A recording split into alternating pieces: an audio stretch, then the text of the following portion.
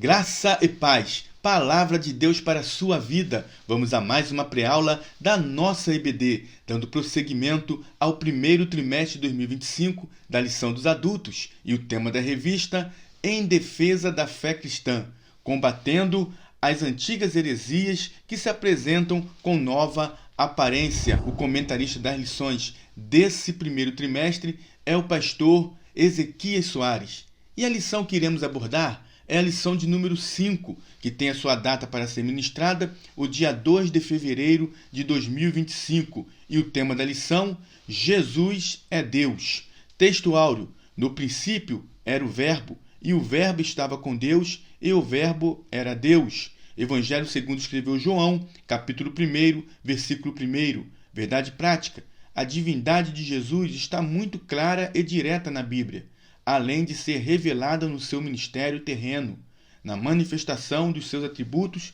e obras divinas.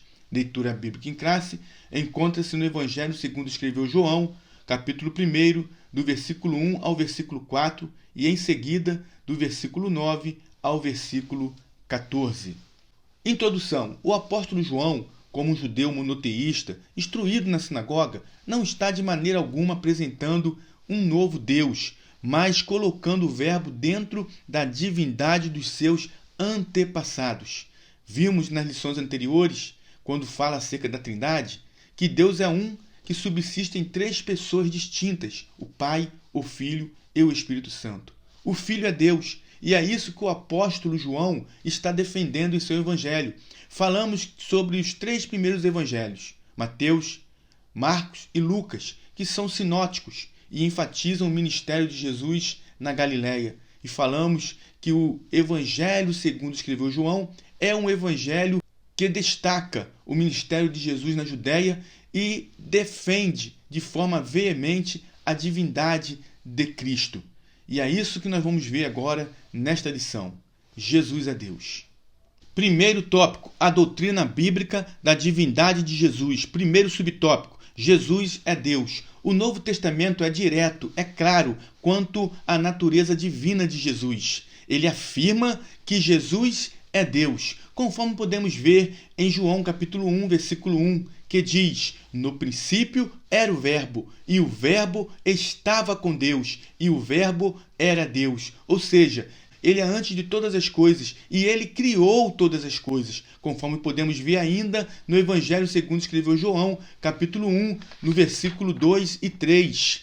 Ele estava no princípio com Deus, todas as coisas foram feitas por ele, e sem ele nada do que foi feito se fez. Portanto, ele é o Criador de todas as coisas. Podemos ver isto ainda em Colossenses capítulo 1, no versículo 16, que diz: porque nele foram criadas todas as coisas que há nos céus e na terra, visíveis e invisíveis, sejam tronos, sejam dominações, sejam principados, sejam potestades, tudo foi criado por ele e para ele. Vemos ainda em Colossenses capítulo 1, versículo 17, que Jesus é antes de todas as coisas, e todas as coisas subsistem por ele. O pastor Ezequias Soares, que é o comentarista das lições desse trimestre, ele insere alguns textos bíblicos do Novo Testamento que afirmam a divindade de Jesus. Entre estes está Filipenses, capítulo 2, versículos 6 e 7. Vamos ler? Diz assim: que, sendo em forma de Deus, não teve por usurpação ser igual a Deus. Ou seja, Jesus tinha forma divina, mas ele não teve por usurpação ser igual a Deus. Agora veja o que diz o versículo 7. Mas aniquilou-se a si mesmo, tomando a forma de servo, fazendo-se semelhante aos homens. Aniquilar-se aqui significa esvaziar-se. Jesus, ao encarnar-se, ele não se esvaziou de sua divindade, e sim de sua glória. Portanto, Jesus, em seu ministério terreno, ele estava entre os homens, 100% homem, 100% Deus. Jesus, ele nunca deixou de ser Deus. Ele era 100% homem, sem pecado, e era 100% Deus. Agora, há um texto muito maravilhoso que podemos encontrar na primeira epístola de João, capítulo 5, versículo 20. E nós estamos naquele que é verdadeiro, em seu Filho Jesus Cristo. Este é o verdadeiro Deus e a vida eterna. Portanto, quanto à natureza divina de Jesus, o Novo Testamento é bem claro, bem objetivo, pois traz textos que comprovam a sua divindade. Segundo subtópico, seus atributos absolutos. Vamos ver agora os atributos de Jesus. Os atributos são perfeições próprias da essência de Deus. Deus tem atributos comunicáveis e incomunicáveis. Os atributos comunicáveis que podemos destacar é o amor. Deus é amor e nós também podemos amar. É um atributo comunicável. Um outro atributo, Deus é bom. Deus exerce a bondade e nós também podemos exercer a bondade. Um outro atributo comunicável é a justiça. Deus é justo e nós também podemos exercer a justiça. Mas há atributos que são absolutos e incomunicáveis. Só Ele tem a onipotência, a onisciência e a onipresença. E Jesus é Deus, e por ser Deus, Ele também é onipotente, onisciente e onipresente. Quanto à onipotência de Deus, podemos dizer que Ele é onipotente porque a Bíblia assim o afirma. Veja o que está escrito em Mateus capítulo 28, versículo 18. Quando Jesus estava dando as suas últimas instruções aos discípulos, antes de ascender aos céus, Jesus diz: é-me dado todo o poder nos céus e na terra. Em Efésios capítulo 1, versículo 21, também vemos a onipotência de Jesus. Agora leiamos ainda Apocalipse capítulo 1, versículo 18. Veja o que diz: e o que vive, fui morto, mas eis aqui estou, vivo, para todo sempre. Amém. E tenho as chaves da morte e do inferno. Ele também é eterno. O profeta Isaías diz: porque um menino nos nasceu, um filho se nos deu, e o principado está sobre os seus ombros, e o seu nome será maravilhoso, conselheiro, Deus forte, Pai da eternidade, príncipe da paz. O menino nasceu em uma manjedoura, lá em Belém de Judá, mas o filho sempre existiu na eternidade com o Pai.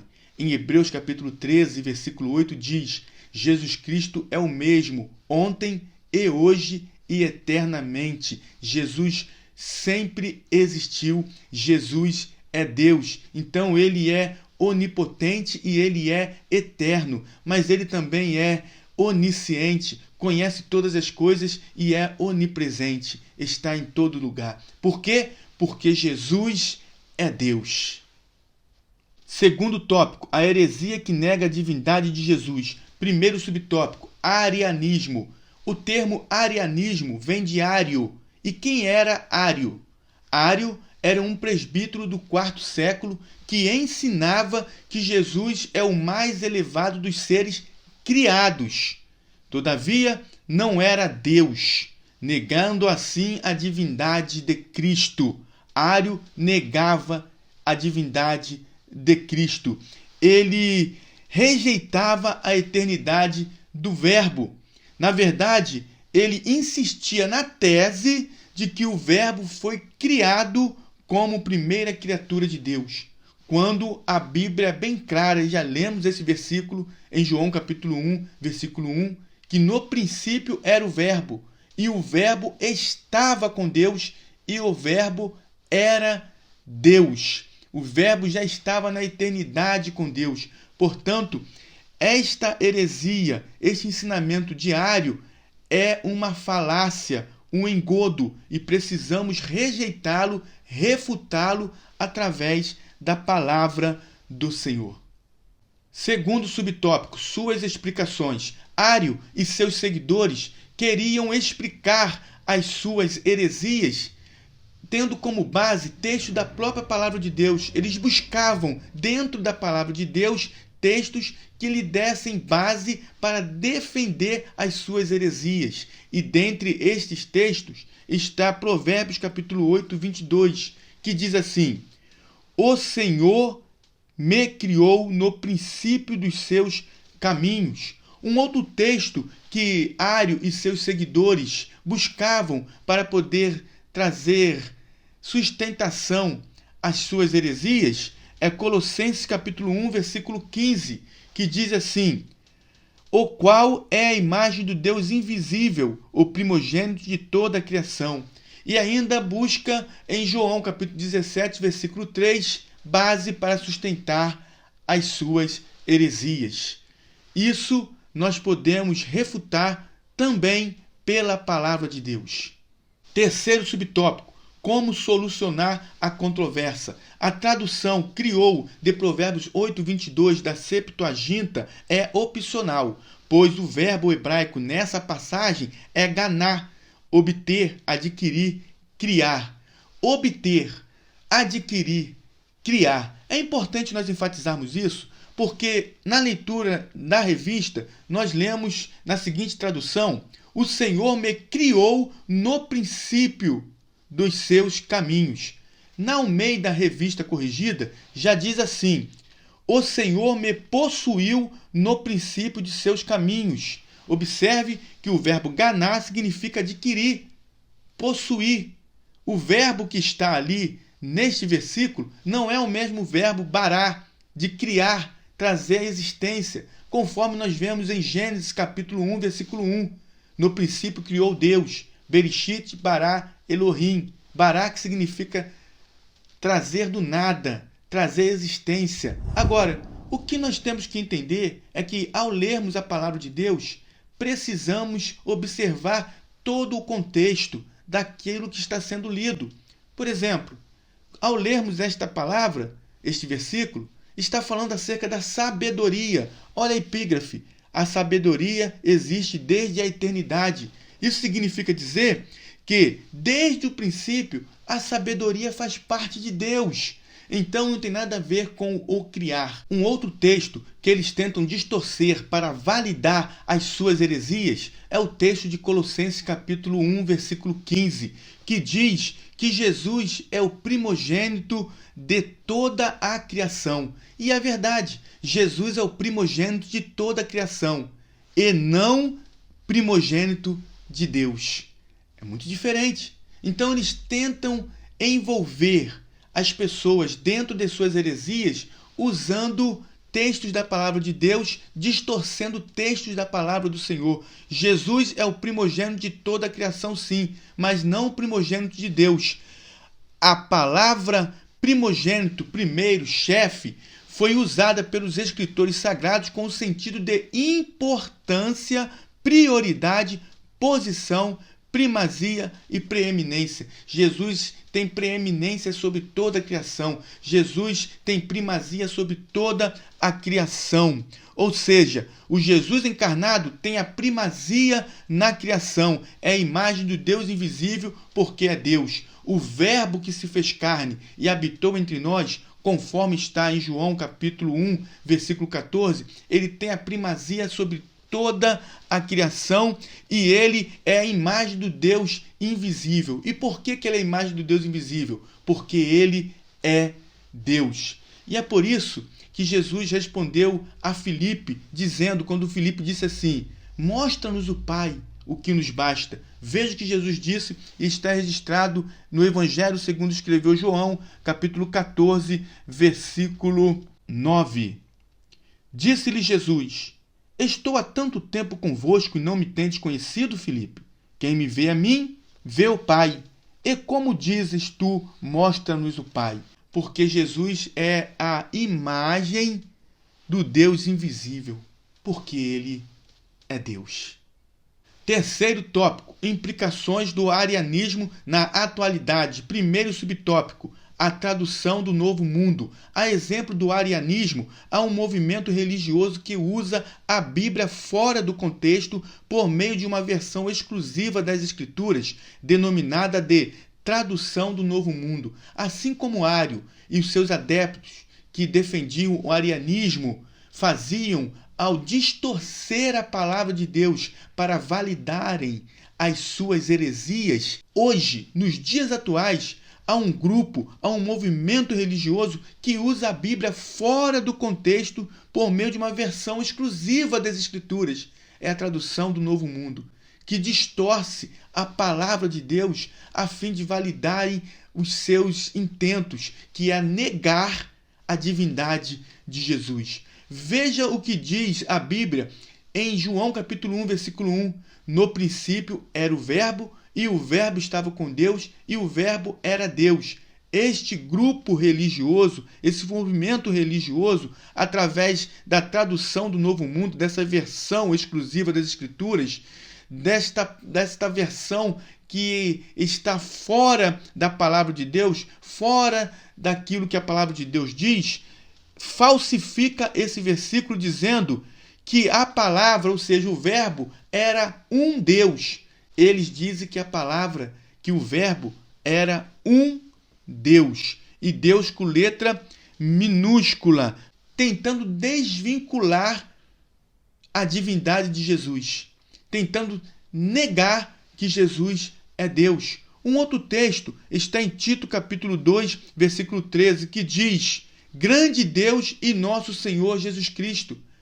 Isso é o que está escrito na palavra de Deus, mas eles colocam um do na frente. Veja o que eles dizem: do grande Deus e do nosso Salvador Jesus Cristo. Do nosso Deus e do Salvador Jesus Cristo. Mudaram o texto sagrado, acrescentando um do, onde não existe no texto grego, para desvincular a divindade de Jesus. Portanto, precisamos ter muito cuidado, porque tem muitos que estão caindo na lábia desse grupo religioso e precisa ler mais Bíblia para poder estar refutando esta doutrina arianista nos dias atuais.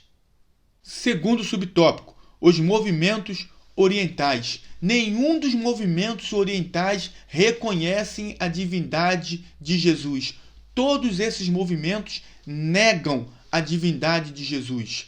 Há um movimento que, além de negar a divindade de Jesus, ainda não acredita que ele seja o Salvador, pois vê o Senhor Jesus como um mero guia espiritual. Então, observe que nenhuma dessas religiões orientais, que muitas vezes se mostram como calma, trazendo uma certa paz, e as pessoas às vezes se deixam levar para essa paz, essas religiões, elas não acreditam na divindade de Jesus. Portanto, elas estão fora daquilo que nós defendemos. Nós cremos piamente que Jesus é Deus. E, portanto, podemos então rejeitar de forma clara e de forma bem objetiva os ensinamentos de tais religiões. Terceiro subtópico, outros grupos. O Jesus do Alcorão é um mero mensageiro, não é reconhecido como Deus, nem como Filho de Deus, nem como Salvador, nem morreu e nem ressuscitou. As religiões reencarnacionistas recusam a deidade absoluta de Jesus, a sua ressurreição dentre os mortos e não reconhecem a sua singularidade. O Jesus deles não passa de um médium ou um dos grandes mestres e filósofos. No entanto, a Bíblia Sagrada, a Palavra de Deus, o nosso único manual de fé, regra e prática, nos mostra que Jesus é muito mais. Veja o que está escrito em Efésios capítulo 1, vamos ler do versículo 20 ao versículo 21. Diz assim: que manifestou em Cristo, ressuscitando-o dos mortos e pondo-o à sua direita nos céus, acima de todo principado, e poder, e potestade, e domínio, e de todo nome que se nomeia, não só neste século, mas também no vindouro. Portanto, Jesus é muito mais do que dizem estas religiões. Jesus é Deus. Vejamos ainda o que diz Hebreus capítulo 7, versículo 26. Porque nos convinha tal sumo sacerdote, santo, inocente, imaculado, separado dos pecadores, e feito mais sublime do que os céus. Ele é mais sublime do que os céus. Vejamos ainda Romanos capítulo 9, versículo 5. Veja o que diz: dos quais são os pais, e dos quais é Cristo, segundo a carne, o qual é sobre todos, Deus bendito eternamente. Amém. Jesus é Deus bendito eternamente. Jesus é Deus. Conclusão. Diante do exposto, a conclusão bíblica é que somente Deus pode salvar, só Ele é Salvador. Se o Senhor Jesus não é Deus, logo não pode ser Salvador. Então, negar a divindade de Jesus é negar a salvação. Por isso, precisamos refutar com veemência esta heresia. Um dos pontos doutrinários mais atacados da nossa fé cristã é quanto à divindade e à humanidade de Cristo. Por quê? Porque implica diretamente na nossa salvação. Por isso precisamos ter cuidado, precisamos ler mais a palavra de Deus, nos prepararmos para explicar com mansidão a razão da nossa fé e assim refutar, rejeitar esses pontos errôneos doutrinários, essas heresias que negam a divindade do nosso Senhor Jesus Cristo. Inscreva-se em nosso canal, ative o sininho em todas as notificações, dê o seu melhor like, compartilhe e não se esqueça de nos ajudar com a sua oração. Assista aos vídeos anteriores, aos hinos sugeridos e Deus abençoe a sua vida, Deus abençoe a sua família.